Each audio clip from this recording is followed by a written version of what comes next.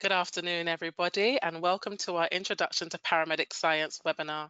My name is Lanisha. I'm the Events Officer at St. George's, and I'm going to be the host for the event today. So the format of the event will be a presentation by one of our academics, and then there will also be a current student who will talk about life as a student at St. George's University of London. And then at the end, towards the end of the webinar, we'll have a segment where we will have questions and answers. So we'll answer any questions that you guys are sending during the course of this webinar. So in a panel on your screen, you should have a chat box or a questions box. Please do type in any questions you have from now until the end of the webinar, and we will endeavour to answer as many of those as we can during the Q&A segment.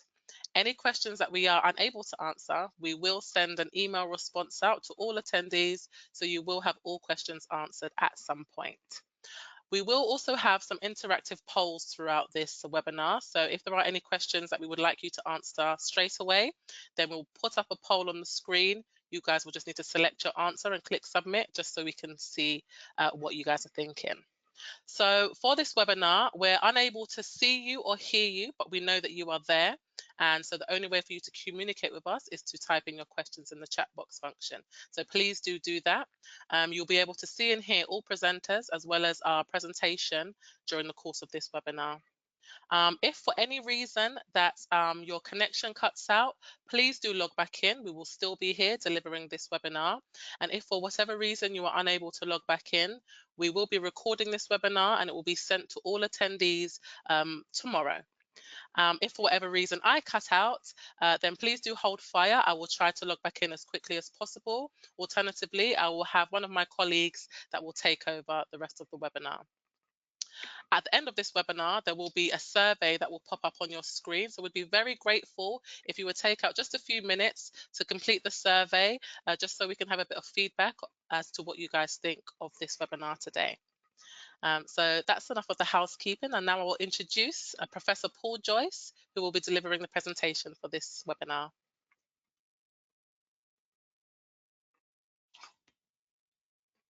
Hello, Paul. Hello there. Good afternoon, everyone. Thank you very, very much for making the effort to come and join us on our webinar. Ordinarily, we would now be in a lecture theatre at George's, and I'd be standing in front of you quaking in my shoes.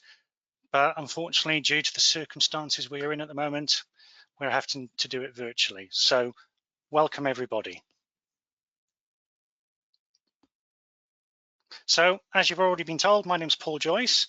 I'm a senior lecturer in the department, and for my sins, I'm also the admissions tutor. So I'm responsible for all the admissions that happen for the course, the open days like today, the offer holder days that we do later on, etc. So it's a very, very busy time of the year for me.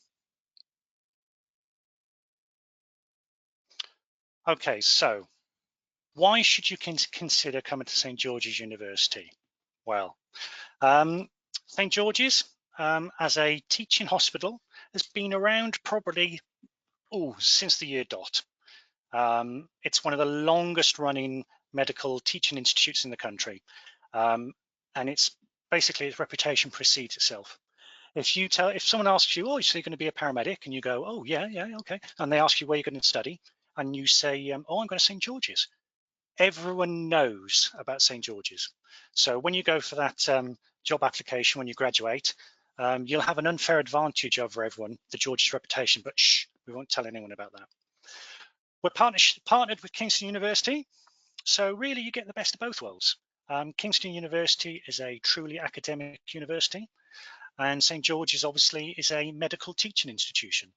And together, like I say, you get the best of both worlds. You go to any of the Kingston campuses, and you can tell it's academic. The corridors, the library has to be shared amongst all the subjects. St. George's, you walk into St. George's on a normal day, you don't know what you're going to see in the corridors. And also, if you go into the library, you'll see that it is purely medical based. Fantastic. We are part. Oh, could you go back one, please? We are part of the Faculty of Health and Social Care and Education, although at the moment we are transitioning into a new Centre for Allied Health. So by the time you come and hopefully join us, we will then be the Centre of Allied Health. But what does that mean to you? Well, basically what they've done, they've bundled all the health professions under one big umbrella. So we've got midwives, radiologists, physiotherapists, occupational therapists, etc. And we're all under this one faculty. And what that gives us, it gives us an amazing opportunity. Like several times during the year, you will have what we call interprofessional learning. So you'll have a day of learning alongside these other students from the other professions, and you get to learn and interact with them all. It's a fantastic experience. Okay, so the facilities that we offer, that we have, we are very, very proud of. We were probably the first paramedic course in the country to have what we call a simulation centre. And as you can see there, we were honoured that in 2015 it was opened by Sadiq Khan, who was the London Mayor at the time, was the MP for Tooting. Before we had this centre, we used to have to share labs with the physios. We had to get all our equipment out every time we wanted to use it. Oh, it was a nightmare. Having our own facilities downstairs in the basement means that we can have all the equipment where we need it, when we need it, we can leave it out, etc. And to be honest, we are selfish. We don't share this with anyone. So what's in the Sim Centre then? Well, we have a skills lab. This is where you're going to learn how to use all those little bits of kit you need to know as a paramedic.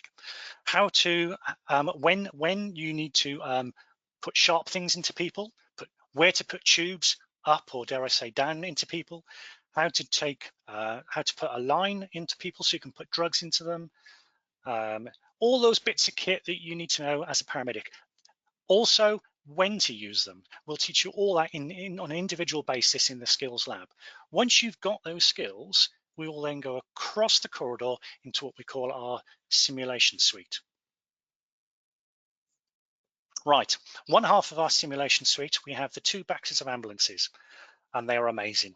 They are built by the same company that builds the ambulances you actually see out on the road in London, the LES ambulances.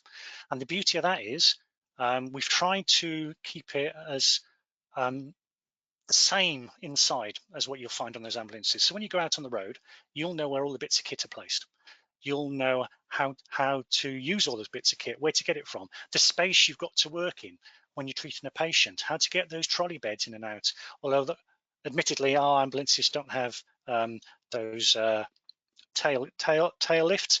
That would have been horrifically expensive to install. But you get the drift. So you get a lot of experience, a lot of time working in the back of one of our ambulances.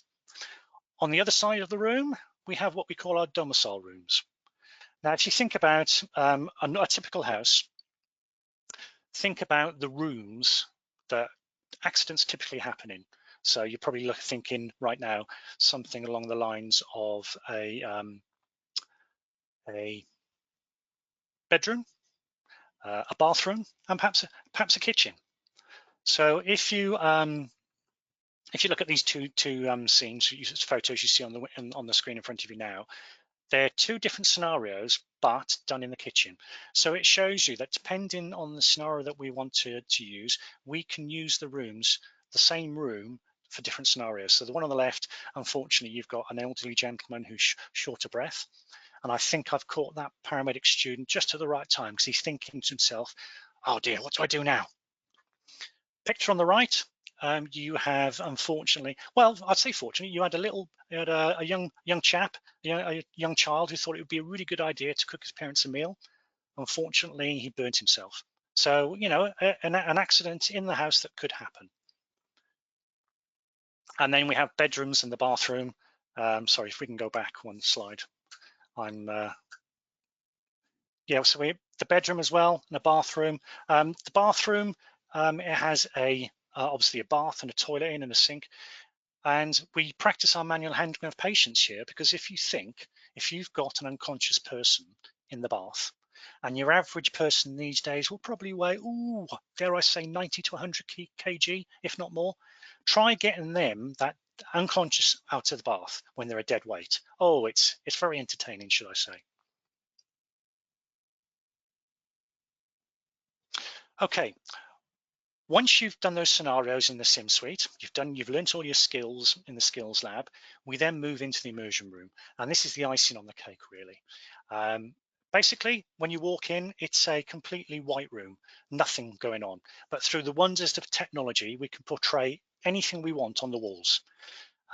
We can change the color of the lights, we can fill it full of smoke, we can make it very noisy, we can change the temperature, so we can fully immerse you in a scenario. So when you actually go out on the road, you'll think, oh, I did that back at university, and it doesn't phase you.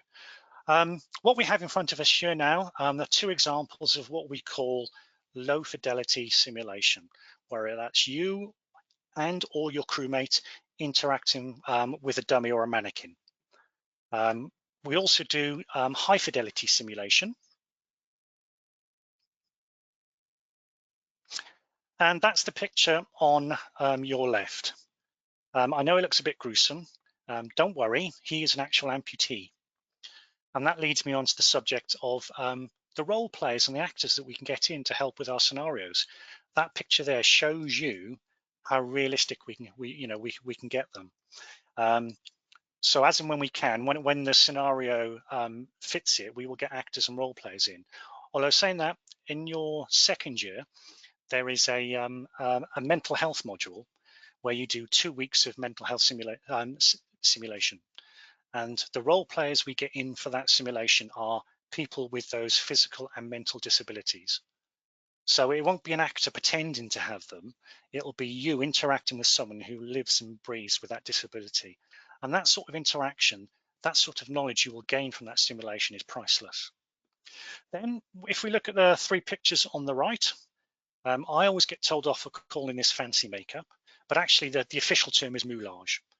So through the use of a simple little bit of fake blood, we can make the most realistic gruesome injuries. And the best bit of it is this is done in your minor injuries module in the second year. And the best thing is you can practice on each other. As you can see here, that's one of our students in the middle who's just been punched in the eye. One word of warning, I would say if you do this and you enjoy it, please make sure you wipe the injuries off before you leave the building. We do not want any interesting incidents when you're traveling home.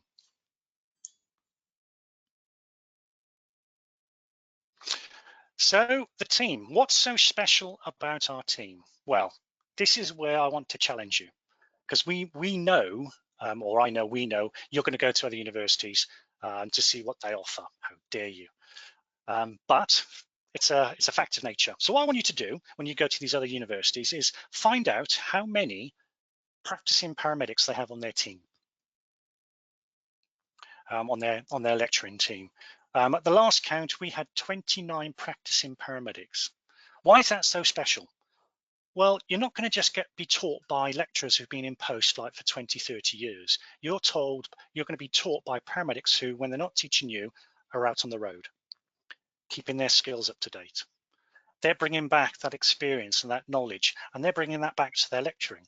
So sometimes they will use a job they might have been involved with out on the road, and they'll bring that back as a scenario into their teaching. And as you can see as well, they have a variety of paramedic backgrounds. CCPs, critical care paramedics, HEMS, the air ambulance, cycle responders, emergency planners, Red Cross clinical leads. I mean, the experience that they bring is from right across the board. We also have a qualified anaesthetist on the course, an intensivist, educational technologist, another hat I wear. As we are now doing this online, we now know the value of education. We have a senior tech, Andy, who runs the simulation center, and we also have an anatomist, which I'll talk about later on. One of the perks of being next door to a teaching hospital is that you're not just going to get taught by paramedics. Excuse me. As and when we can, we invite guest lecturers in to teach you, to lecture you. And these usually are leaders in their field. Excuse me, I'm just going to take a drink of water. One of the examples I always use is the midwives. Why get a lecturer teach you about obstetrics and helping people people give birth, when we can get a midwife in who's done it every day of their life, it's their bread and butter. What they don't know about helping ladies give birth is probably not worth not knowing about. So you can see the level of expertise that we can get in. And this is just a cross section of some of them that we get in over the course of the 3 years you're on the course.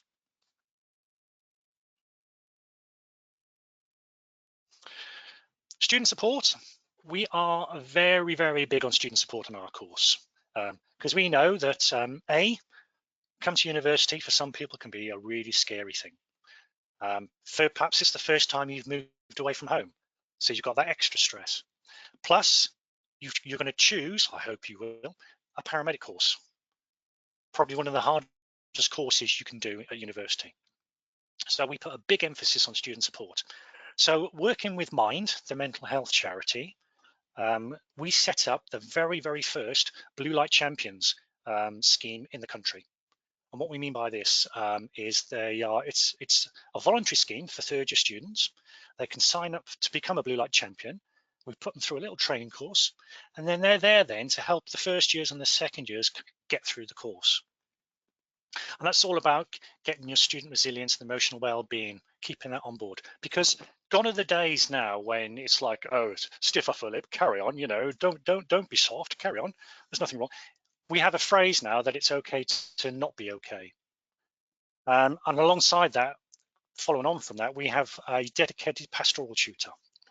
Now, she has a mobile phone that's usually on, I think it's 8 in the morning to 7 at night. And you can ring her whenever you need to about anything. If she doesn't know how to solve your problem, she probably knows someone to direct you to help you. Alongside that as well, we also have a dedicated learning support tutor, because we know that academia is not everyone's cup of tea. Some people love it, some people hate it, some people just do it because they have to. And what our learning support tutor doesn't know about the different types of academic disabilities, for example, dyslexia, is not worth knowing. And perhaps the hardest thing to do is admit to yourself that you need help and put your hand up. Once you do, we have a whole range of people, services just waiting to help you. You just got to put your hand up and say, help, and we'll be there.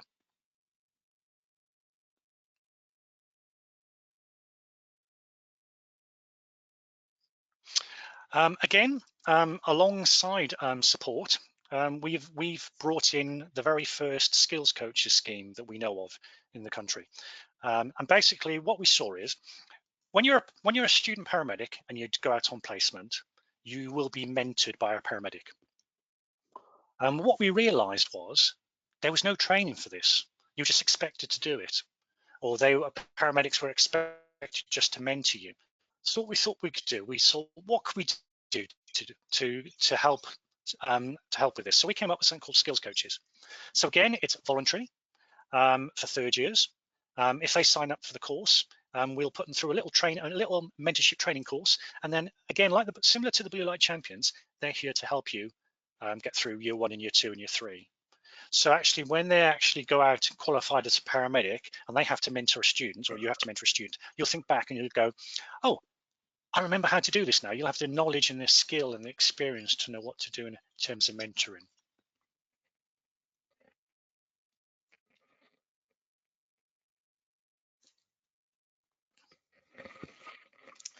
Thank you for that introduction, Paul.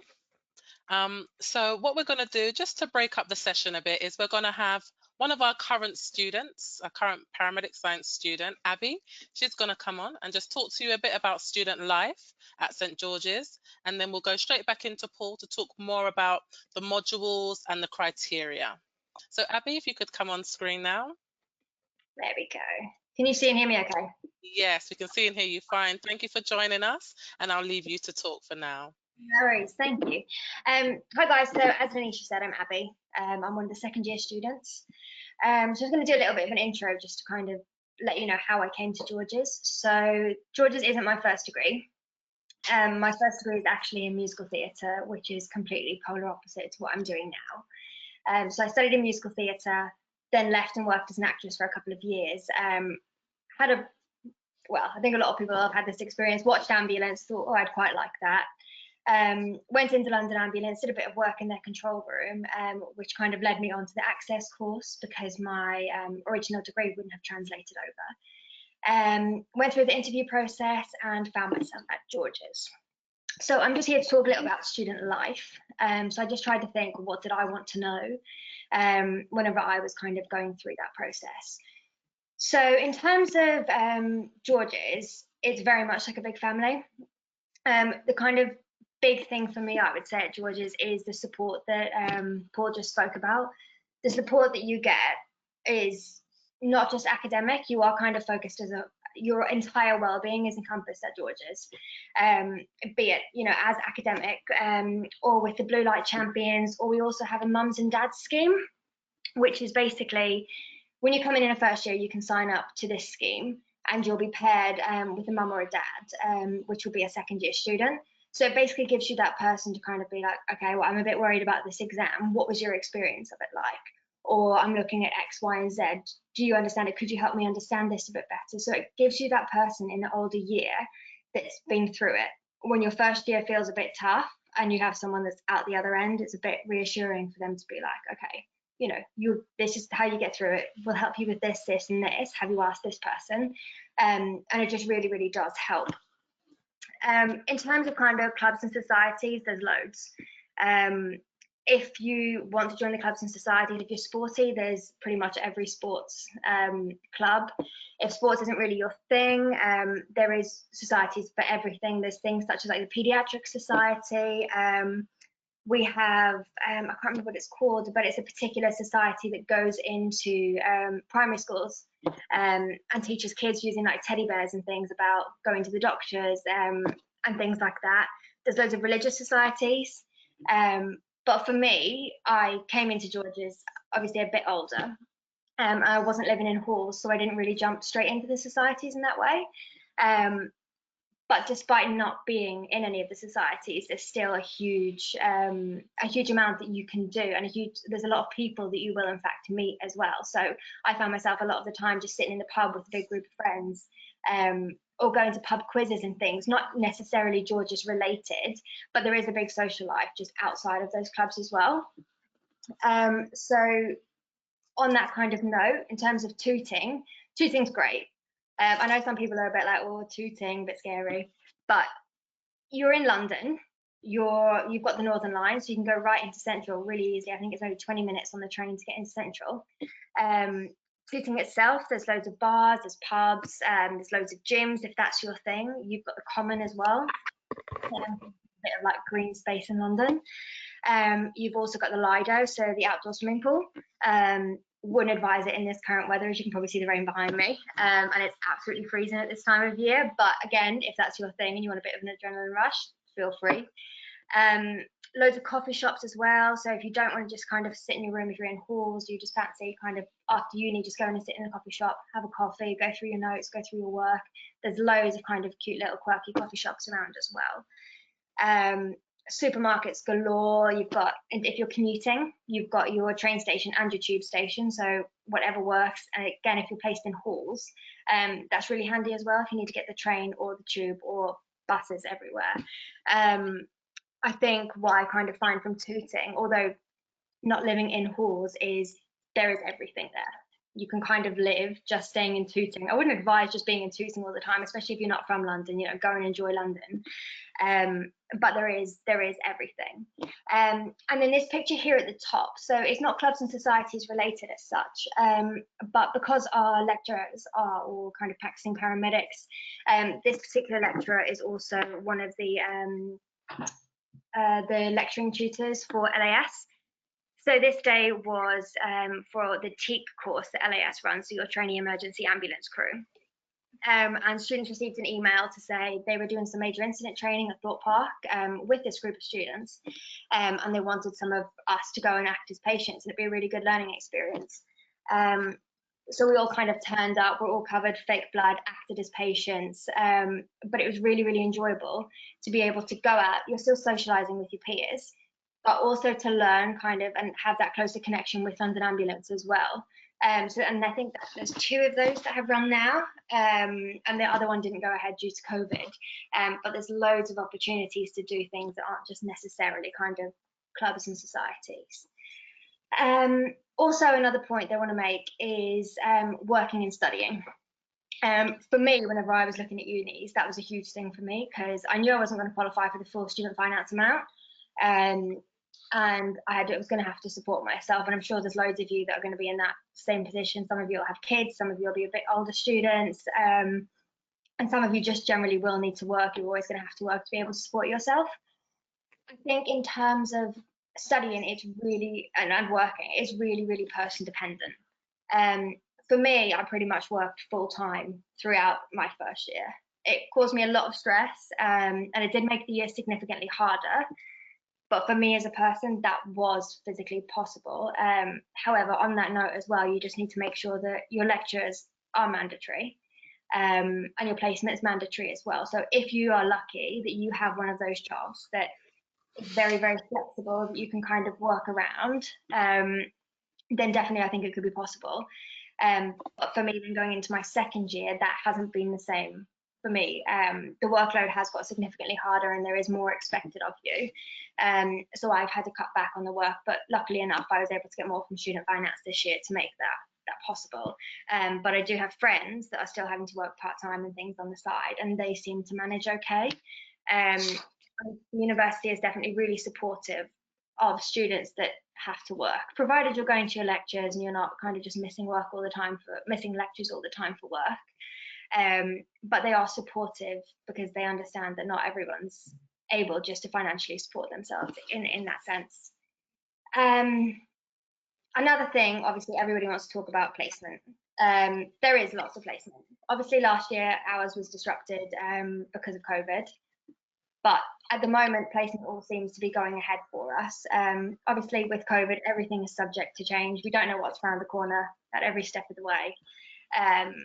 But we are doing it. So kind of in terms of last year, we had a non-emergency transport placement. So going out to kind of your lower category calls with London Ambulance, picking the patients up, taking them into hospital. So we had a couple of weeks of that. We did a fundamental care placement, which was going into hospitals, chatting to patients, just general kind of care. So for that, actually, I was placed in a cardiac unit. And the nice thing about being placed there was the picture there in scrubs.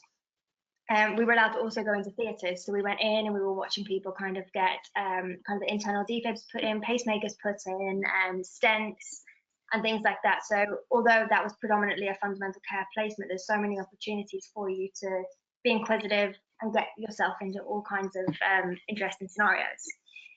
It kind of comes back onto the travel from Tooting or from anywhere. With travel to placement, they try to place you close to home, relatively close to home. Obviously, for every single placement, that's not always possible. But the majority of the time, you won't be super far. So normally, I'm kind of within 40 minutes on a bus from my placement. So it's easy in that sense. And then kind of going back on the fact that we didn't have placement because of COVID, the really, really nice thing about having the links to London Ambulance, also having the university in George's, is that whenever COVID hit and universities all closed down and placement was cancelled and everyone was a bit bummed, we had the opportunity, we got emails out asking us to go in and volunteer as healthcare assistants or go and work at the LAS in the COVID control room. So there were loads of opportunities still giving you invaluable experience, although not placement. So for me, I went on to intensive care at George's. Again, I would never have had that kind of opportunity in my first year, but a lot kind of came through the university as that situation was unfolding and as the need was within the NHS. So yeah, I think I've kind of covered everything that I've thought about, but I would say George's is really fun. It is a big family. Everyone will help you, everyone will support you. The support network is incredible, and you really, really are looked after, and it's fun. It's a fun couple of years so far. So yeah, I hope that you guys make the decision to apply. Thank you so much for that insight, Abby. We will be inviting Abby back onto the screen towards the end of this session to join us for the live Q&A session. So now I'll take the time to invite Professor Paul Joyce back on the screen to talk more about the course. Okay, first of all, thank you very much, Abby. And I didn't bribe her at all in anything she said. That's totally her own words. There was no bribery in place at all. Just picking up on a couple of things that Abby said, particularly about societies. What we had is some of our students a couple of years ago saw there was a gap. There was no paramedic society. So some of our students set up the very first paramedic society in the student union. Also, some of our students set up, were instrumental in setting up the Wilderness Medicine Society.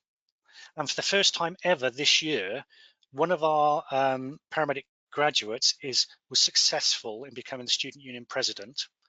And one of our second year students has taken a year out to be vice president. It's the very first time ever that paramedic students have had office in the student union, something which we're very, very proud of.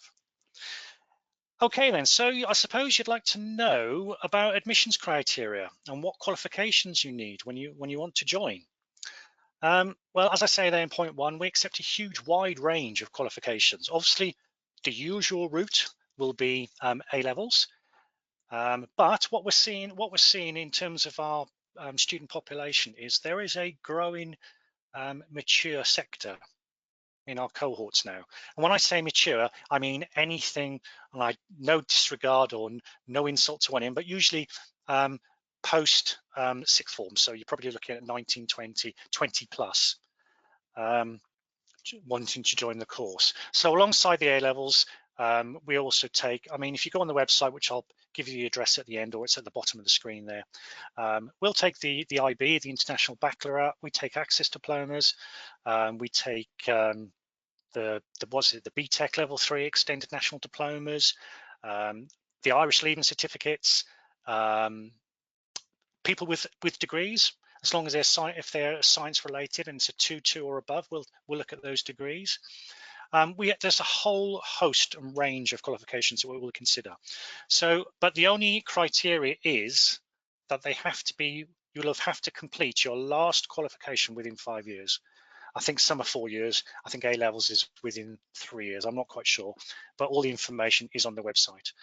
If you haven't got qualifications within these year boundaries, like majority of mature students might not have, what we always suggest is to consider doing an access course in a science or health related subject. These are usually 1 year, and it gives you a good idea of whether you want to proceed and follow on with a degree, whether it's suited, whether that's being a paramedic is suited to you. Alongside that, obviously, if you think about the profession that you're going into, your occupational health screening is vitally important, and you'll have to do this prior to joining or as soon as you accept the offer of the course. I mean, this is both for you and for us to see that mentally and physically you're going to be able to do the job. Because if you think a paramedic, a career in paramedicine is going to be stressful at the best of time. And also, again, thinking about the profession that you're going into, excuse me, you're going to have to get your police criminal record check, your DBS. If you do have a slight blemish on your DBS, don't worry. When you apply, as long as you declare it, an admissions panel will look at it to judge whether it's applicable or not. Pardon me. If I had £1 for, well, even a penny for every time I get asked about a driving license, I'd be rich by now. There is no driving requirement while you're on the course. You will not need to drive whatsoever when you're on the course. But, and there's always a but, if you're going to go down the trust route, i.e. you're going to join an ambulance trust when you graduate, you will need a clean driving license, car driving license, for a minimum of 1 year. That's what the trusts look for. Don't worry about the C1 license, which is what you need to drive an ambulance, because the requirements for that change every year. So if I told you what we're telling our students this year, if you joined the course in, what would it be, September 21, by the time you graduate, it might be completely different again. So all you need to know is you do not need a C1 driving license to join our course. Okay, personal statements. Some universities take them seriously. Some universities never look at them. I will look at them. If when you apply and our admissions department not quite sure whether you qualify in terms of qualifications or experience, etc., I will look at your personal statement. So make sure you write a personal statement that will make me go, wow, I want this person on our course. Think about the things that you need to include in that personal statement. Why you want to be a paramedic, what life events or work experience events have driven you to be and want to be a paramedic, and what you as a person can offer as a paramedic, etc. Personal statements, very, very important. Okay, so the award, obviously it's a BSc Honours Paramedic Science. If you want to be a paramedic now, these days you have to do a degree course in paramedic science to be a paramedic. When you qualify, you'll be eligible to register with the HCPC, the Healthcare Professions Council, which is our governing body. And you need to have successful registration to be able to practice as a paramedic. So very, very important. And we will do that for you. Pardon me. The day you qualify, or the day your degree is ratified and the results are all above board, we will send an email to the HCPC quite scaringly saying, could you please register this student, this graduate, as a paramedic? Another question we always get asked a lot about, employability. That's not a mistake on your screen. Our employability of our graduates is 100% upon successful completion of the program. So I would say within 2 to 3 months of graduating, all our graduates have a job somewhere. So we're very, very proud of that. And I think we've had that now for the past 6 or 7 years. We describe you as UCAS students because obviously you're going to apply through UCAS, and you'll be doing all your placements with LAS. And what normally happens is once you graduate, a vast majority of students will then go and work for the LAS, London Ambulance Service. But not everyone does. There is some times, some years stronger than other, where we get to see people who move back home and work in their home trusts. So Southeast Coast, Southwest, et cetera, et cetera. So about the BSc, obviously it's a level 6 award. And as you can imagine, a paramedic degree has a very strong clinical and vocational element. It's very, very, very hands-on. It's not just going to be a couple of lectures a week for 3 years. Oh no. So what we do, what happens is the course is roughly split up 50-50 between being at university and being out on placement. And what we mean by that is each year is split up into blocks. So you'll be at university perhaps for the first couple of months, then you go out on placement. Come back for another university block, then go out on placement. And each year you have 3 university blocks and 3 placement blocks. So while you're at university, what do we do? What do we do? How do we teach you? Well, we'll teach you in all the usual manners that you would expect at university. So you're going to have big lectures, you'll have small lectures, you'll have group work, you'll have skills practice, you'll have simulation. But 2 things that we have, I don't think many other paramedic courses have, and that's one of the perks of being with this medical teaching hospital, George's, is you will get visits to the dissection room, the dissection lab, and the pathology museum. Now, if we talk about the dissection room, oh my goodness, it's amazing.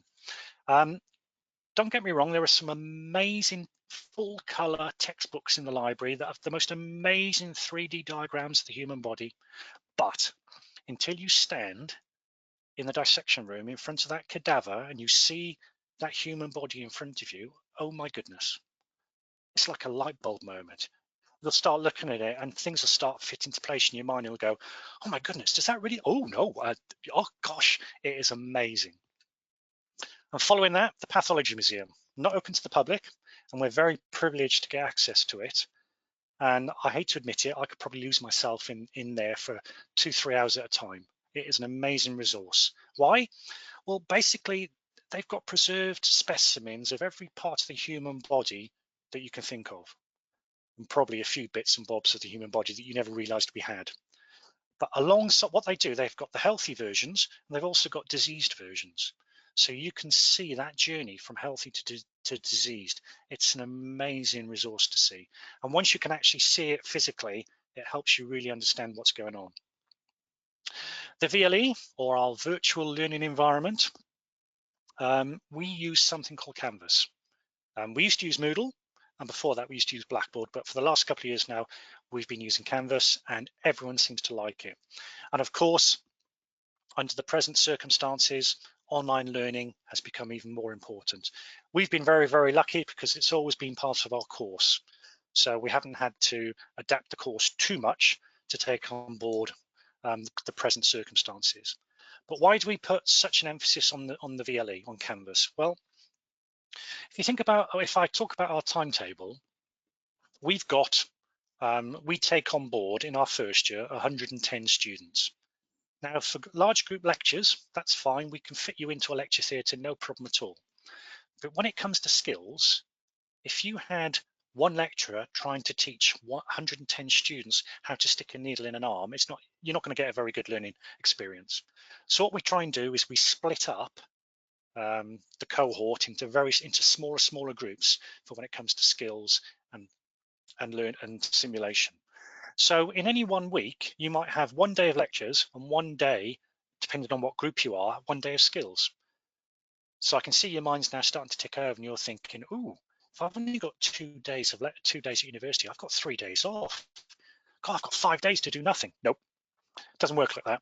We put a huge emphasis on personal learning because on the VLE, you'll have all the presentations of the lectures, you'll have discussion notes, discussion boards, all the learning materials, reading lists.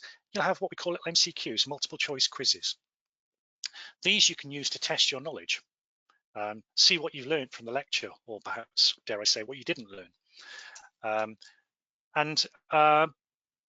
Going on from what's happening presently under the current restrictions, we do a lot of live teaching through the VLE, so what we call live classrooms. So it'll be exactly like this. It'll be a lecturer with a presentation, and you'll be able to ask questions, etc., etc. Some of them are pre-recorded, and the lecturer will ask you to watch the lecture and then come to the session with questions, and then you'll have a live discussion. Placements, as Abby mentioned, huge part of the course. It works out approximately 525 hours per year, and I'll talk about that in a minute. So if we look at the program and the modules, we split it up into level 4, level 5, level 6, or if you prefer, year 1, year 2, year 3. Now, if you think of level 4 or year 1, if you think on day 1, 110 students joining the course with a whole myriad of backgrounds in education. Somehow we've got to get you all together on the same level playing field in terms of education and knowledge. That's what we use year 1, level 4. That's our basics year. And then building on that, you go into level 5 or year 2. This is usually the hard year. This is where everything starts to click into place. And then level 6 or level year 3, this is where we chuck everything at you, because by then you should be able to do everything. And then that very, very last module, transition to paramedic practice, is based completely around getting you ready for when you qualify and graduate and you go out on the road. As you can see, it's 4 modules per year. Some of the modules run for 2 or 3 months. Other modules are throughout the whole year. It all depends what the emphasis of the module is. Okay, and they're all 30 credit modules. So we mentioned placements already, 525 hours per year. I should know what that is times 3, but my brain's not working at the moment. But if we look at it per year, that's approximately, you will get 10 weeks with LES on the back of an ambulance. And the other 4 weeks of the year, I think it is, you will then get the opportunity to work in a variety of clinical placements. So here's a short list of some of the placements that you could find yourself working in. So, pardon me. So by the end of 3 years, you'll have had 30 weeks on the back of an ambulance and 12 weeks working in a huge variety of other placements. So, I mean, the great thing about that is when you go out, when you graduate, when you become an NQP, and you get perhaps asked the question is there a certain pathway you might to specialize in? You can think back to your placements, what you really enjoyed, or perhaps, dare I say, what you really hated. It gives you that experience and that opportunity to know maybe which pathway you'd like to go down.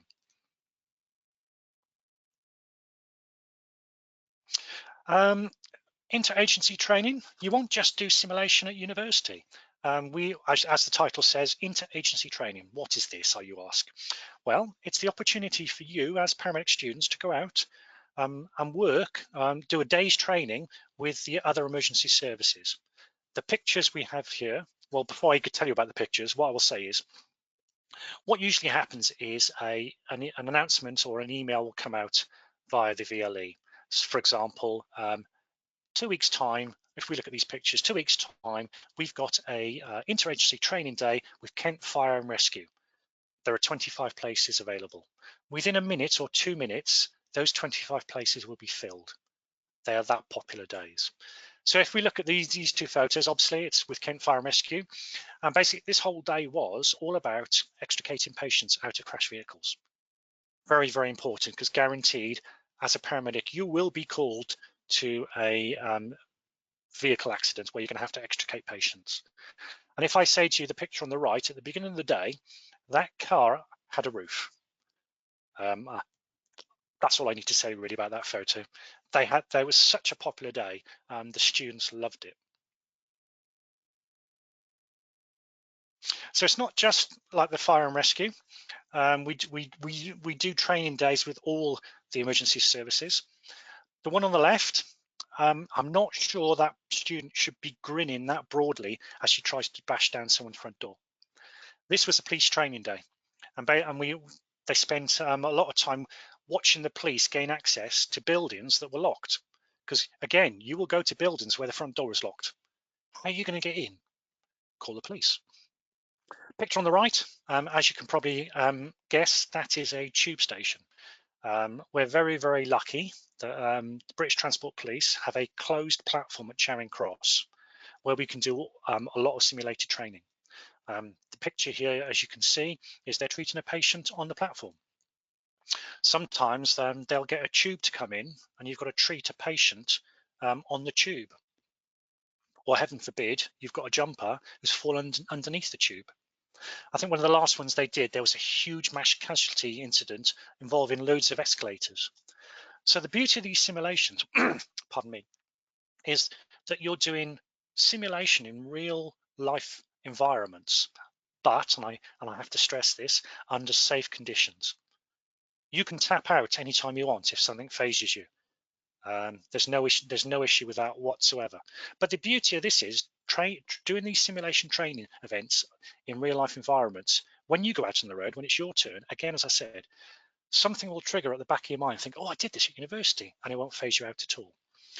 There are a couple of other interagency training days that we do, but if I showed you photos of that, I'd have to shoot you. For example, we go to sometimes we go to a nuclear facility, and you spend the day getting involved in a nuclear accident. That's quite fun.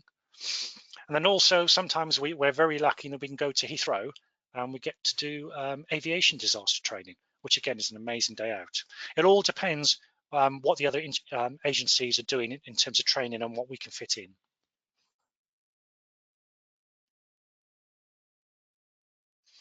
Okay, so where do we work? Right, this is where Abby's already touched upon it, how amazing London is. So no offence to anyone who lives perhaps on the Yorkshire Moors or the Scottish Highlands or the Isle of Wight. You get my drift. They are lovely parts of the country. But if you come to London, think about the education you're going to get. Pre-COVID, on any one day, you probably get 6 to 7 million people coming into London to work, on top of the 11 or 12 million people who already live here. So think about the numbers involved there. Think how cosmopolitan London is, perhaps in terms of languages.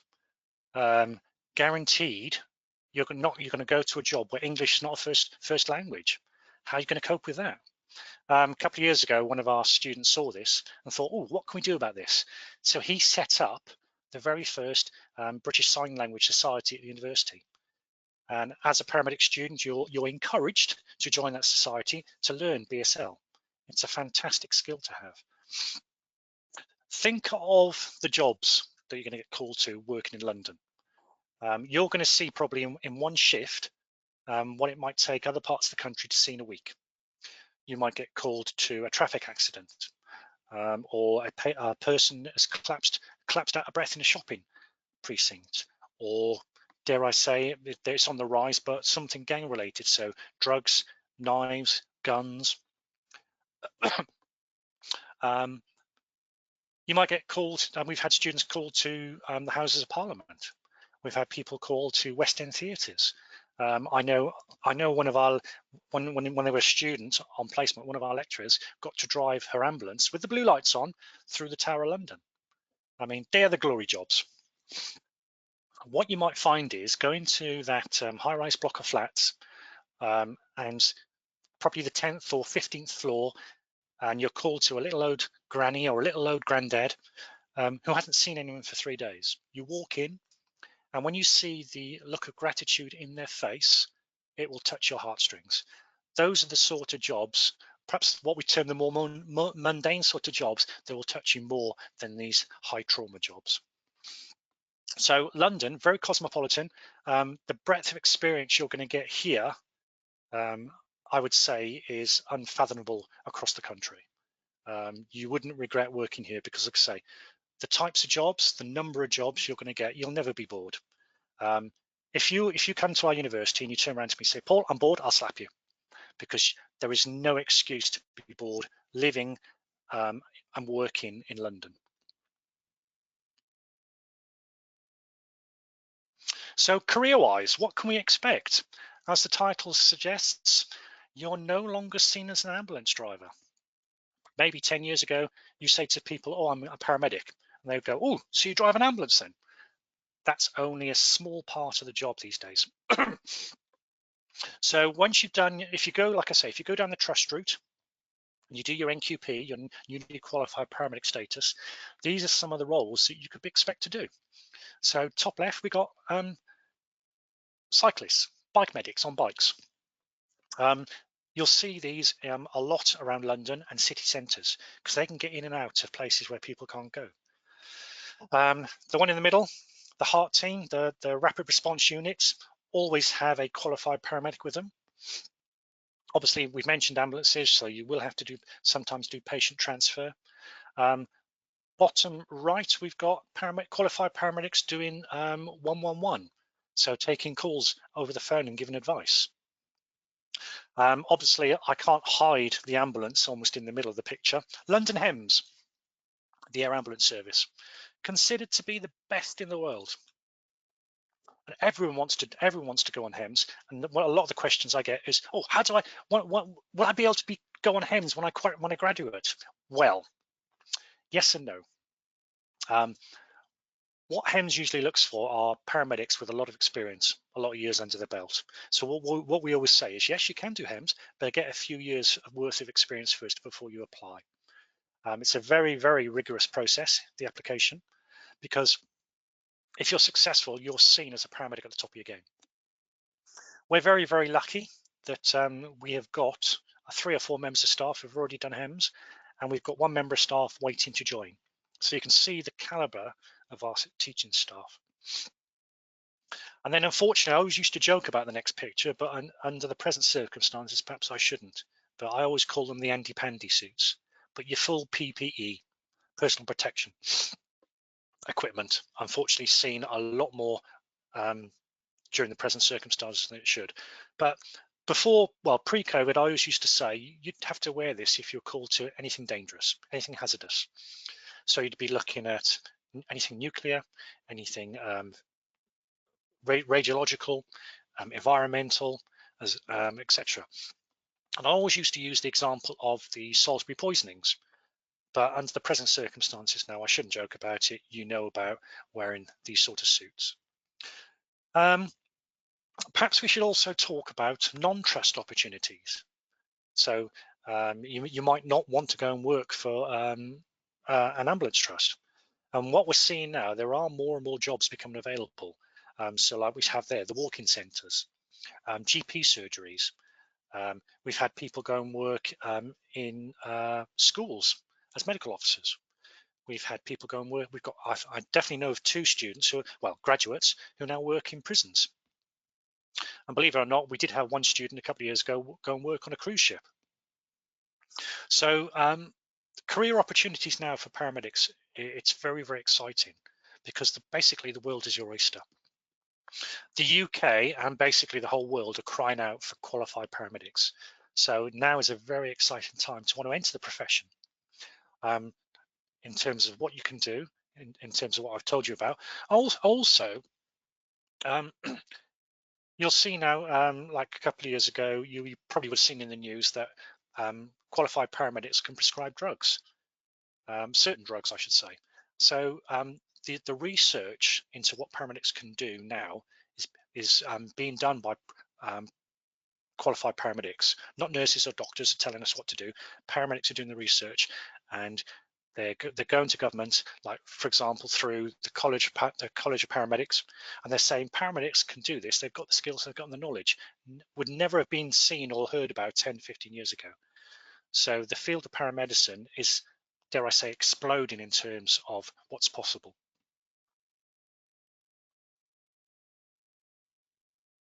So obviously we've had to put changes in place this year, and as I'm sure you can understand. When this hit us late Feb, early March, obviously we had a 3rd year to get to graduation, and we were very fortunate and very, very lucky that we managed, I think, out of 130 odd 3rd year students, 2 have decided to stay behind and retrain, and they don't think they're ready to go out on the road yet. So we managed to qualify 99% of our 3rd year students through the changes this year. So what changes can you expect? Well, obviously interviews will be different this year. Normally we would invite you to the university for an interview day. You would do something called an MMI, a mini multiple interview, and then we'd have a bit of an open day and show you around the university. And I'll give you a little bit of a chat like we're doing now, and we'll get some current students to give you a chat as well.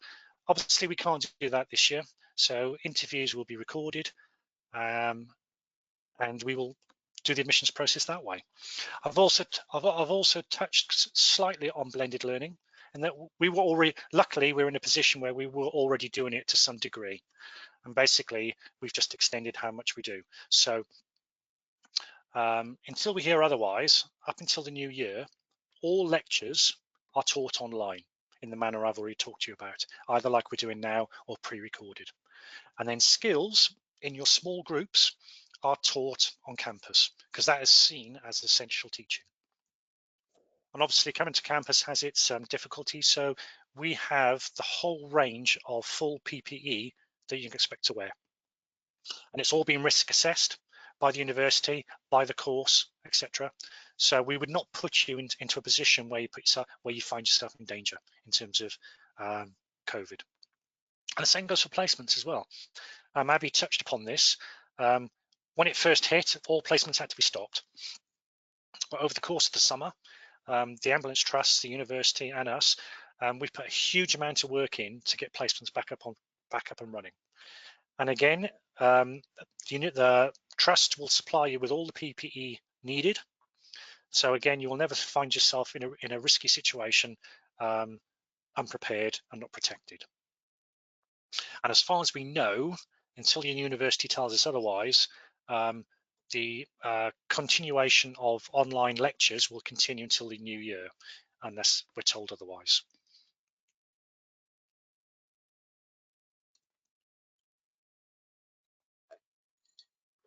So a couple of emails for you to quickly write down or take a picture with your phone, and a web address.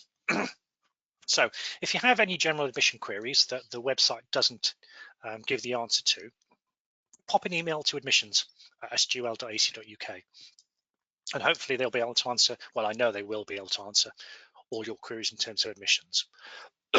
Pardon me. Oh, I've been talking too long.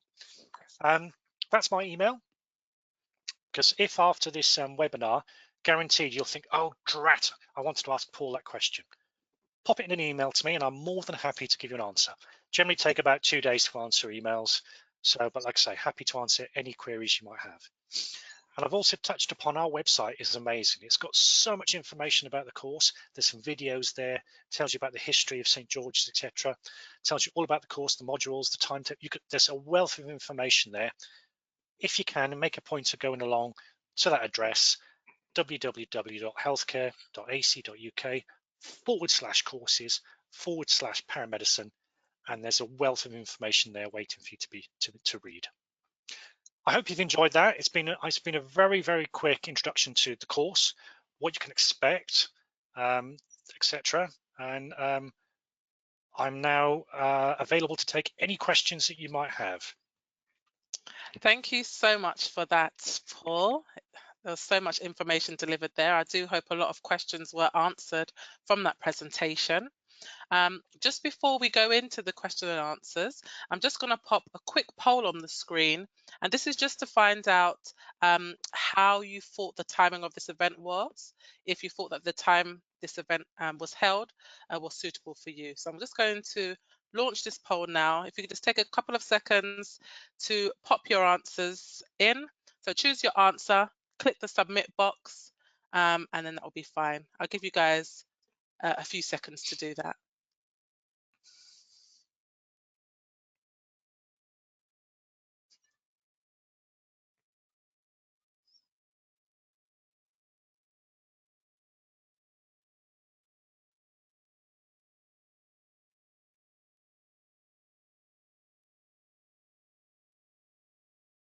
Oh, thank you. Lots of responses coming in. Perfect. Just a few more seconds for the last few of you.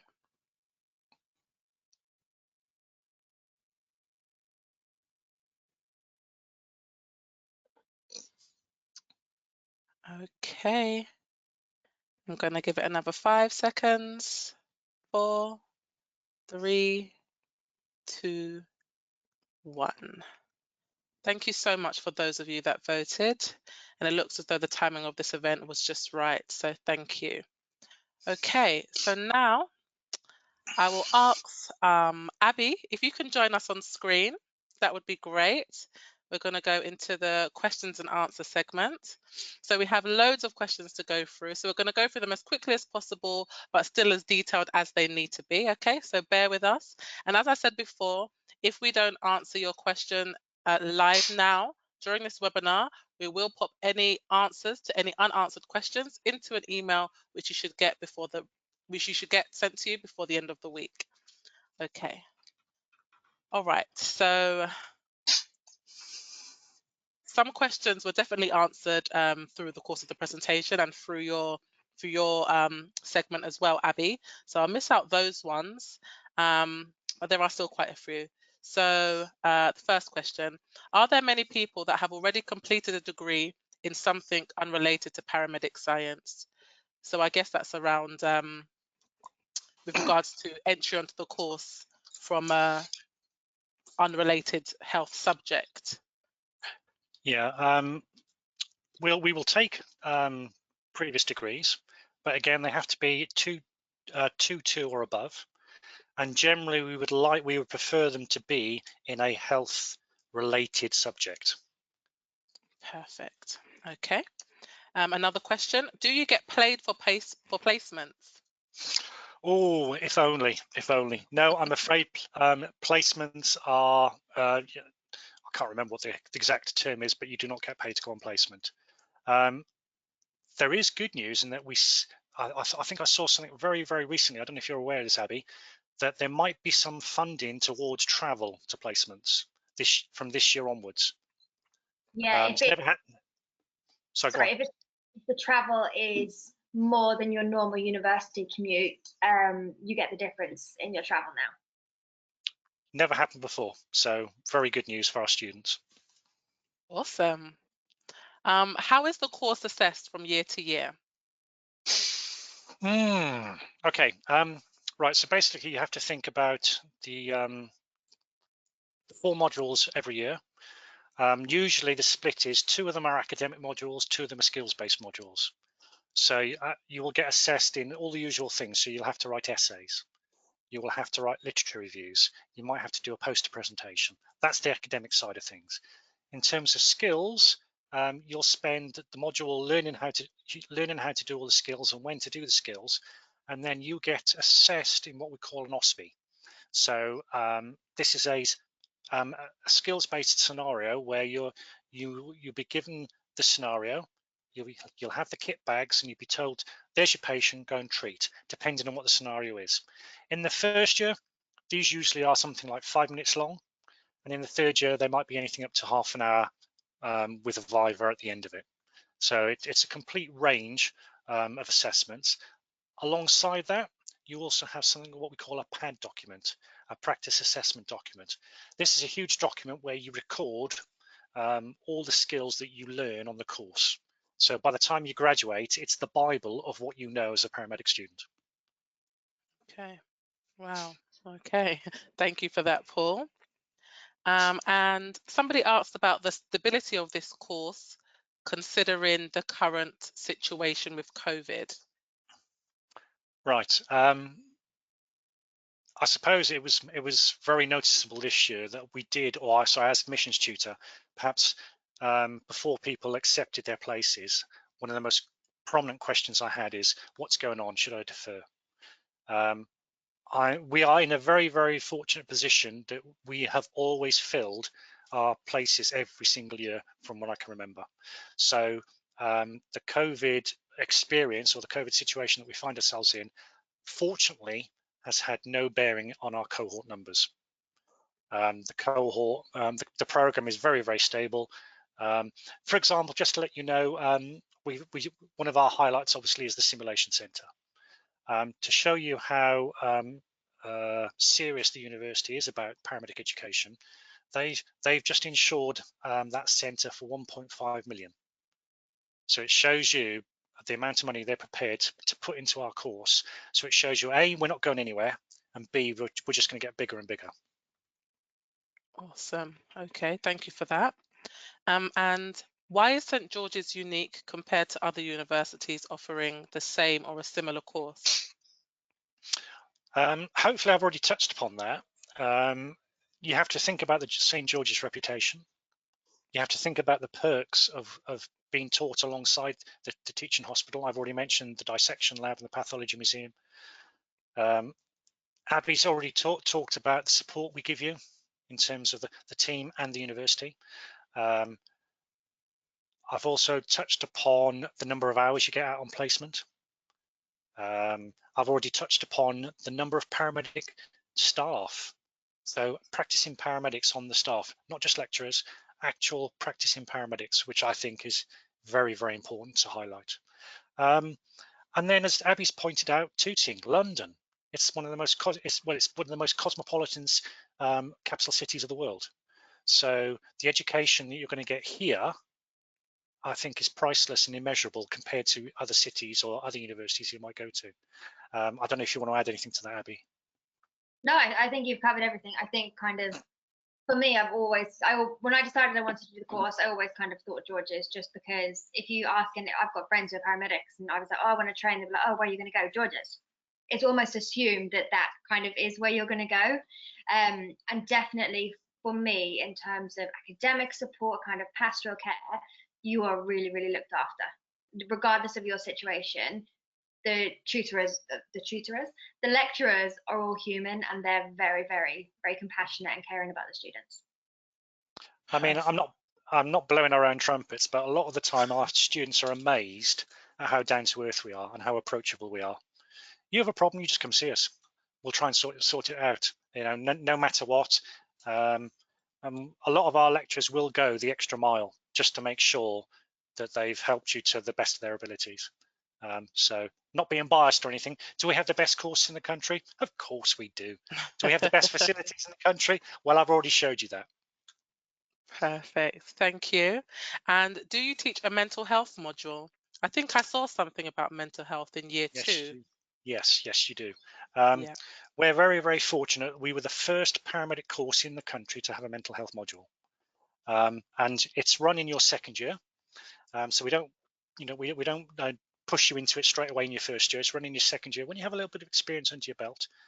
Because mental health now, people have realized it's not just about the mental health of patients. It's about the mental health of emergency practitioners as well. So the health, the health staff, paramedics. As I already mentioned, we have this phrase now: it's okay to not be okay, as long as you admit it. And the module is run by our course director, Katie Pavoni, who is the lead for mental health in the Red Cross. And she was also invited by the College of Paramedics to sit on their panel for mental health education. So you're being taught by someone who's regarded very high in the field of mental health. Also, touching on that, we were the first course, the first paramedic course to host a mental health conference. And we've run it now for the last 2 years. And it's a nationwide conference, and it's gone down very, very well, very highly regarded and attended. Awesome. Thank you. Due to COVID, it's been difficult to gain work experience within the ambulance service. Will this affect my application? No, plain and simple, no. Years ago, people, if you were applying for a paramedic course, it would be immediately assumed that you had to have work experience in a medical background. No longer the case. You can have work experience in anything. But here's the but: as long as you can relate it to being a paramedic, that's all we require. So you could work, for example, in a pub. Now, what's the value of that work experience? Well, you're dealing with the public. You're dealing with public on their good days, on their bad days, if you see what I mean. You could work in retail. It doesn't matter what the experience is, as long as you can relate it to how a paramedic operates. Okay. What was the type of work experience that you were able to gain, Abby? So I worked in the control room for London Ambulance. So I did their 999 calls and stuff. And it wasn't kind of my plan to go there to get experience. I kind of knew I liked the idea of the role as paramedic, but it was more, do I think this is going to be for me? Because I was training later, so I didn't start the degree till I was 24. I was kind of thinking, okay, well, if I'm about to commit to 3 years and a lot of money, I just want to make sure that this is actually a career I want to do. I'm not going to leave it again for something else. And if I do, I do. But I'm happy for now. But yeah, that's what I did. So, Perfect. I mean, obviously, yes, if you can get some medical-based work experience, that'd be fantastic. But think about going to work in a care home, old people's home. Just giving them, having a chat with them, making a cup of coffee, reading the newspaper to them. That sort of experience will benefit you in the modules that you would do on the course. So it doesn't have to be like all the glory things, working in a hospital or etc. etc. As Abby said, she worked in a call center. I know some of the students on our course who've just joined work in 111, I should say. Always get that wrong. So like I say, it doesn't matter what the experience is, as long as you can relate it. Okay. Thank you. Can I be a paramedic with my own medical conditions? I have asthma. What if I have an asthma attack while on call? Oh, yeah, we do have a number of students who have asthma, and I know a number of graduates that have had asthma. And depending on where you go, if you're going to the trust, as long as they're aware of it, precautions are in place. They're used to it. So depending on the severity of the medical condition, again, we would look, as long as it's declared application stage, we would look at it and give you the best advice we can. Okay. I know you touched on HEMS earlier in your presentation, but the question is how to get to HEMS from this course. Or I think I did speak about this. You Mhm. will not get immediate access to HEMS straight away. As I mentioned, HEMS is very prestigious. They're looking for paramedics with a lot of experience under the belt. So my advice would be, if you're thinking of going down the HEMS route, go and work for a trust, get a number of years of experience under your belt, and as varied and wide experience as possible, and then think about applying to HEMS. So you're probably looking at 4 or 5 years as a qualified paramedic before even considering going for the HEMS application. Okay. And But just it for is, those that might not know, HEMS is for the Helicopter Emergency Medical Service. yeah. Yeah. It's very achievable because, as I mentioned, we've got four members of staff who've already been on it, and we've got one member of staff who's successfully applied and waiting to be seconded onto it. Perfect. Okay, we've got a few questions which maybe Abby might lead on these ones. I think her perspective might be a good place to start for these questions. So, well, you actually kind of covered this one already, but maybe briefly you can just say, why did you choose St. George's to study paramedic science? I think it goes back on when you speak to someone and they say, where are you? So I'm going to train to be a paramedic. Or where are you studying? St. George's. It just is kind of known and it is regarded highly. I did apply, obviously, to a couple of others in terms of safety netting myself. Yeah. But then I don't really think there's a particular reason. There was never anything that made me want to go to others. And then obviously you guys can't have the open day this year.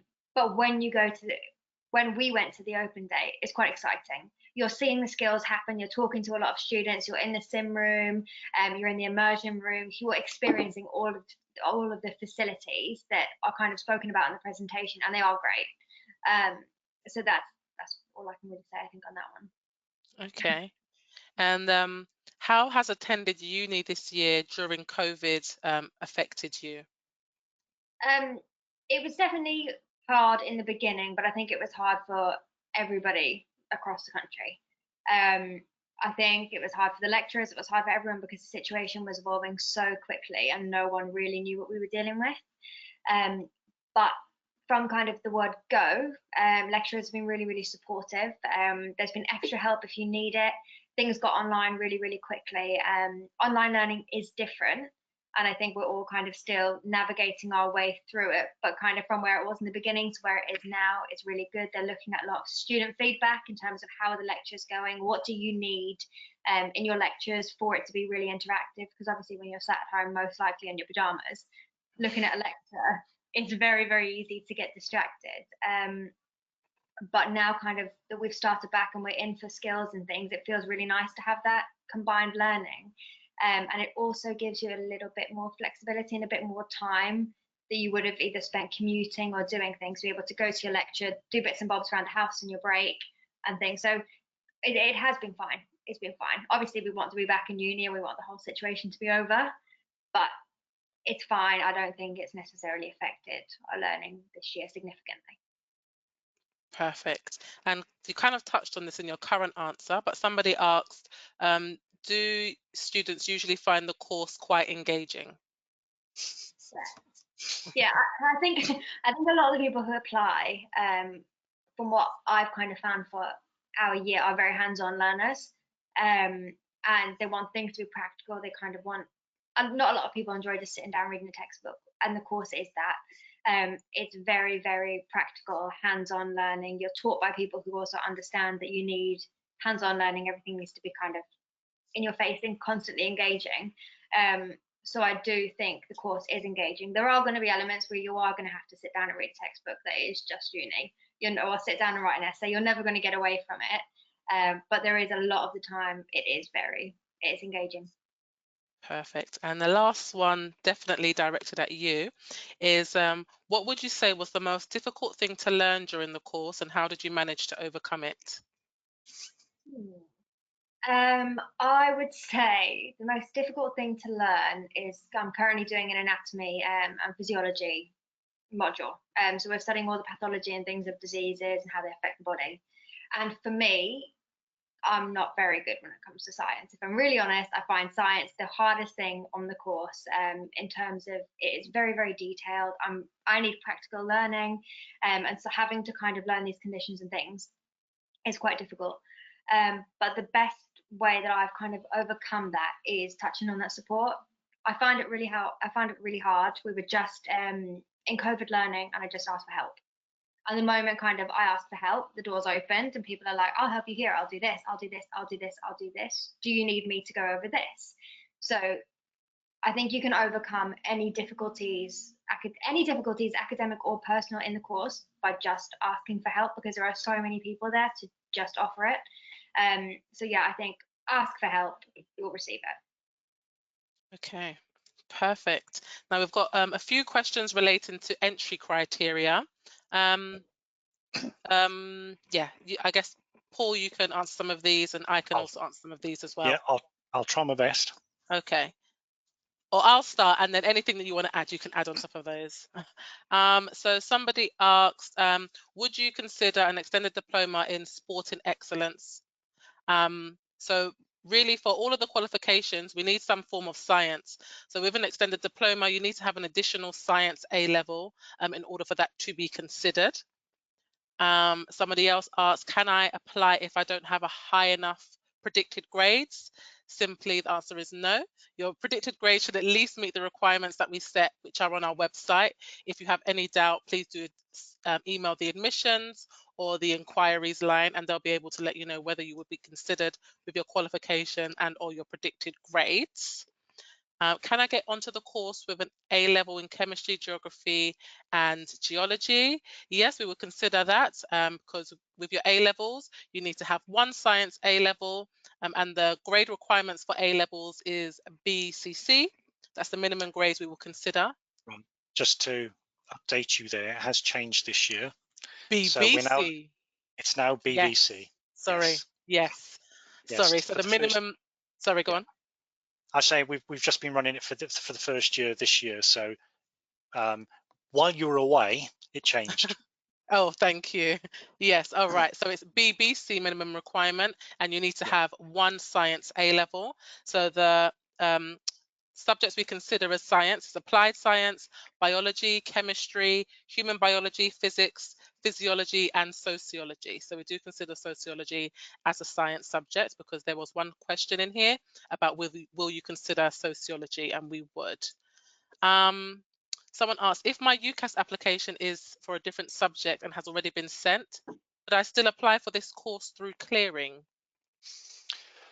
Yes, you'd have to, I don't know what the technical term is, but you'd have to free yourself up on your UCAS to apply for us through clearing. But yes, you can. Yeah, so once the clearing is actually open and in that cycle, you have to do whatever it is you have to do to release yourself or to be available in clearing to apply to us. Yeah, if you've applied somewhere else, you have to ask that university to release you, and then you become available again, and then you can apply through clearing. Perfect. So we've had a few people messaging about their qualifications with regards to healthcare diplomas, level 3 access diplomas. And if you have an access diploma, there needs to be some form of science in it. I think for access diplomas, we need at least 30 science credits within that. So if you do have an healthcare or health and social care qualification, if you're not 100% sure whether you have enough science credits, I would say just to email the details of the modules and the credits to the admissions so that they can confirm if you have enough science credits within that to apply. Otherwise, they would suggest you take an additional science A level. Anything to add there, Paul, or was that all right? No, I'd say if you have any queries, I'd say the first port of call is our website. There's a huge wealth of information there. Yes. Failing that, then I would suggest emailing the relevant people. Yes. Okay, somebody asked what the IB requirement is. So for IB, you need to have 554 at higher level, and you need to have 444 at standard level, and you need to have at least biology or chemistry at higher level, and both maths and English at least at standard level. So that's the requirement for the IB.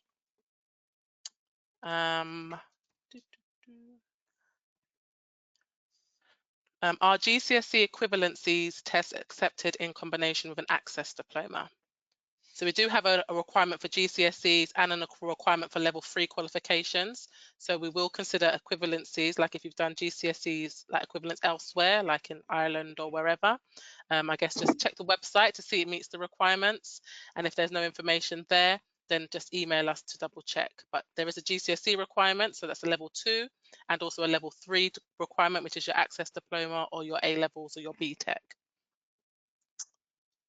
Okay, now a few kind of student services questions. So how much is accommodation? So at the moment, I believe accommodation is £172 or £178 per week, and the price is dependent on whether you have a single bed or a double bed. Perhaps we should, sorry, we should just touch on that in that we've found over the last couple of years the percentage of students in the cohort who are commuting or living from home is increasing. Okay. So we still have quite a big percentage living in halls, which I believe are an easy 10-minute walk from George's. But like I say, we are seeing a bigger percentage now every year who are commuting in every day. Okay. Yes, I guess it kind of makes sense. If you're able to, you get to save that extra money, that money you would be spending on accommodation. Yes. Is there funding for lone parents? So we do have like lots of different scholarships and grants and things like that. So I guess it's just a case of going onto our website and looking under our funding pages, seeing what you're eligible for, and applying and see whether you're granted any of those. And it's probably also worth mentioning, if you don't know about it, you must have been living under a rock for the last year, but the £5,000 bursary now that's available for paramedic students. Never used to be.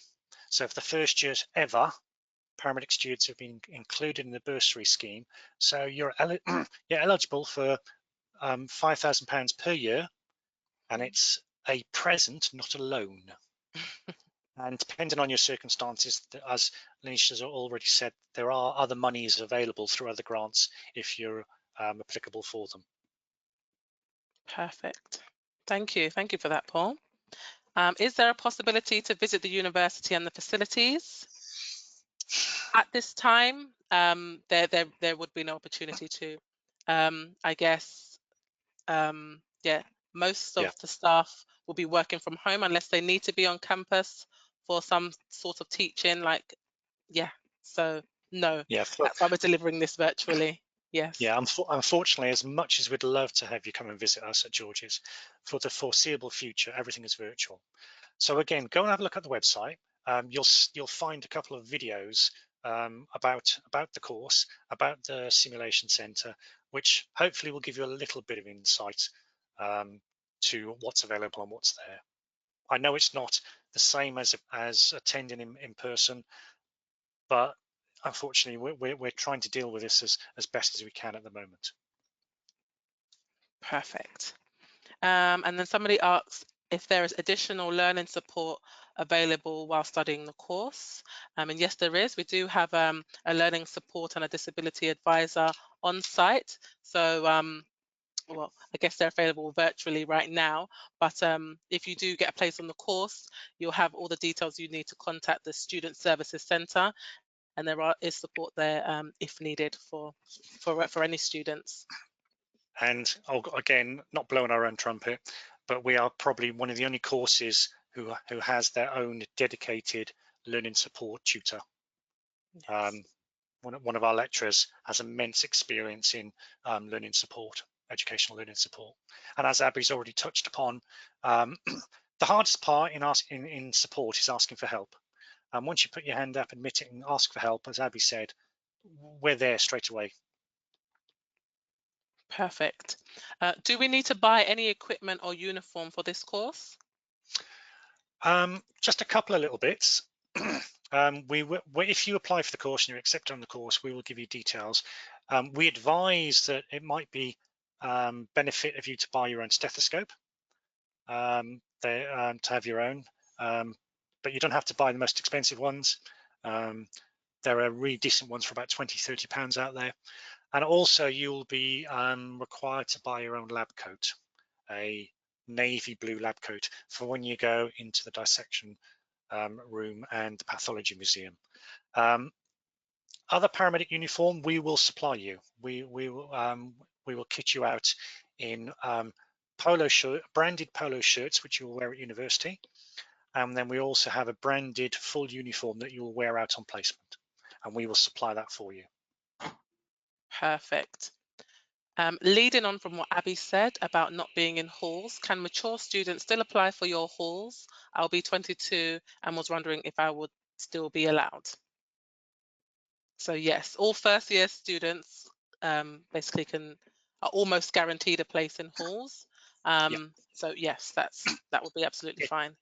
I should have mentioned this earlier, it might be worth mentioning that we are, in terms of the course, we're very greedy. We want you as long as possible. So we are one of the first courses to start, and we start the end of August, beginning of September, which is probably a month earlier than a lot of other courses start. So please bear that in mind. If you apply to us for September 21 and you're booking summer holidays, don't book anything for the end of August, beginning of September. Okay. And somebody asked, how is COVID-19 predicted to affect the course and placement next year? Is there any predicted changes?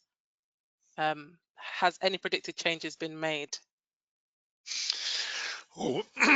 Well, as we've already mentioned, when COVID first started, yeah, it hit us slightly, and all placements across the board, across the country, were stopped. But over the summer, all the ambulance trusts and the universities have worked hand in hand to get placements up and running again, because obviously it's an essential part of the course. So at the moment, placements are running as normal. With the only proviso, obviously, you will have to wear, in certain circumstances, full protection equipment. But as far as we're aware, and the trusts have reassured us that they're doing everything in their powers to keep placements going indefinitely. But as we all know, the COVID situation is very, very fluid. So from one day to the other, things could change drastically. But touch wood, fingers crossed, things are going ahead as planned. Perfect. Thank you. And for those of you that are still watching, we have run over the anticipated end time, but obviously we would like to get through as many questions as possible. So we'll keep going for a few minutes as long as we are able to stay. And if you stick with us and you sent a question in, hopefully we'll get that answer out to you. If we are unable, because we do have a lot of questions still left, then as I said before, we will email our answers to any unanswered questions. Okay. So Paul, please do put your hands up and let me know if it is time for you to come off. Otherwise, I'm happy to stay and do a few more questions if that's all right. No, I'm quite happy to stay. Okay, perfect. I've been offered a place for next year, and with Christmas approaching, I just wanted to find out if there were any textbooks or pieces of equipment that you think might be worth asking to get myself before September. I'm quite happy to answer this, but Abby, do you have anything? Yeah, I think don't worry too much about textbooks. I think if you want to have a read up on your anatomy and physiology, it's always helpful. Ross and Wilson have a really good book for that. But if you kind of want to hold off on your textbooks until you get your reading list for the course, that's also helpful. So you don't buy anything that you don't necessarily need. But have a look at anatomy and physiology. There's loads of YouTube videos on osmosis as well. Loads of things. But I'd say get yourself a Steph. Get a textbook if you want to buy it now. And there's JR Calc is another big book that we use, but I don't know when they're due to release the next edition. So again, I'd probably hold off on that until you know for certain in September that you'll get the most recent. But yeah, that's all I really have on that. Yep. No, a lot of what I would have said. So brilliant. Thanks, Abby. A couple of things to also say is every open day we get asked the question, do we need to buy textbooks? And a majority of our students say, no, you don't. We have a huge range in the library, but also everything is available electronic these days. So there's a huge wealth of information out there on the internet, on the interwebs, whatever you'd like to call it. So as Abby said, don't buy any textbooks at the moment, but if you can brush up on your anatomy and physiology knowledge, that would be amazing. And alongside buying equipment, I would say a lapel watch, a fob watch would be really, really good, because obviously bearing in mind when you're a paramedic, it's bare below the elbows, so you won't be able to wear a watch on your wrist when you're doing it. So a lot of people have fob watches, which again, they're really, really cheap and really, really useful. Perfect. Do you take the EPQ as a contribution towards the UCAS points needed? So we don't really work with UCAS points. We have grade requirements for each qualification, and the EPQ is not considered as part of our requirements. I know a lot of people do take the extended project along with some of their qualifications, but that isn't listed as part of our entry requirements. How competitive is entry to the course? Okay, if we talk about numbers, as I already mentioned, we're really fortunate that every year we do fill our cohort. But for that 110 students, we will probably on average get, I would say, anything between 700 to 800 applicants, which we have to whittle down through the application process, through the interview process, to get to 110 students. And that is regularly, like I say, almost every year. Those are the sort of figures that we're dealing with every year. Wow, really high And numbers. again, not blowing our own trumpet, but we are the biggest paramedic course, the biggest intake cohort in the country. Perfect. Okay. Are there any placements with the air ambulance? Nope. Sorry. Probably for all the reasons I've already specified. It's in terms of insurance, experience, knowledge. But no, as I've already mentioned, in terms of placements, you'll be on the back of an ambulance for 10 weeks per year. You'll then have a vast range of mental health wards, theatres, GP surgeries, walk-in centres. You know, the range of placement opportunities is huge, but unfortunately, HEMS, stroke, air ambulance isn't one of them. Okay, perfect. And is this degree recognised and sought after in other parts of the world if I was to move to another country after completing this degree? Yes. Short and simple, yes. To be a qualified paramedic, anywhere in the world is amazing. To have that degree from, as Abby's already mentioned, and I've probably hopped on about it enough, to have a St. George's degree as well is highly recognised reputation-wise across the world. Perfect. Okay, and we have a good question here, actually, from Samantha, if you're still watching. Approximately how many essays do students have to write, and do students have to complete a dissertation in their third year? The thought of a dissertation seems really daunting, so it would just be good to know just to prepare myself. Okay, essays. I think there are 2 or 3 modules with essays as part of their assessment process. But I should say, in terms of all the assessments, we do something called formative and summative. So you will have a formative attempt at whatever the assessment is, whether it's an essay, a multiple choice exam, etc. So you get to see, use it as a learning tool to see where your gaps in your knowledge are. So when you do the summative exam, hopefully you'll be in a better position and be better prepared for it. And that goes for every physical assessment that we do. You have a formative and a summative. In terms of the dissertation, obviously it's a BSc honours degree, and usually for that honours part, you would have to do a dissertation. We do something slightly different in that we do something called a literature review, and that takes place in the whole of your third year, where you choose a subject dear to your heart and you do a concise literature review on that subject. So very, very similar to a dissertation. Perfect. Okay. If an applicant has mental health issues, can they still be accepted onto the course? It all depends on what comes out of your occupational health screening. That's what we base it on. So if you apply for the course, you'd have to get your occupational health screening done, and based on that report is whether you'd be able to join the course or not. Okay, perfect. We've covered that already. Because St George's is in partnership with Kingston, does it mean, does it mean that, I think they're trying to say, do you teach on both sites for this course?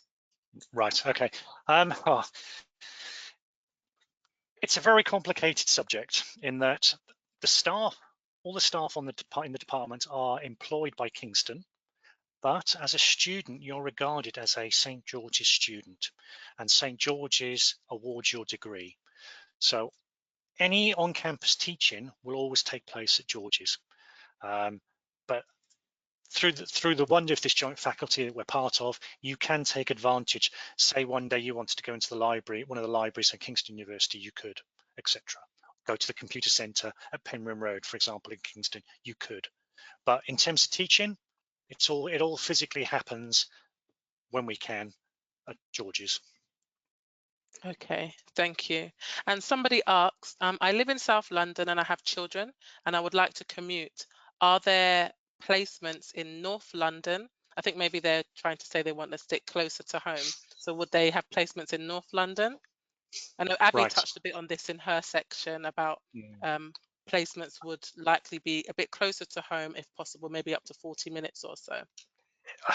This is a tough question, because if you think about the number of not just paramedic students, but the number of health students that want placements in London throughout any one year, the numbers are immense. So unfortunately, we have to share London with our competitors.